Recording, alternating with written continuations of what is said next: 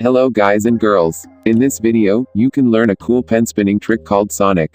Not this Sonic. This Sonic. Okay, before getting into the tutorial, you should know certain basic and important pen spinning terms. First, this side of the hand is called as palm up and every trick you do with this side are all palm up trick. And our fingers are termed as T, 1, 2, 3, 4. For example, when we do a trick at index and middle it is called as charge 1, 2. Okay, let's get into the tutorial now. Take your pen and hold it between 2, 3, that is, middle and ring finger. Try to rotate your pen with your 2, 3 fingers. And make your middle finger to go down when your pen reaches at this position. At the same time, make your index finger to catch the pen so that we can call it as 1, 3 finger slot.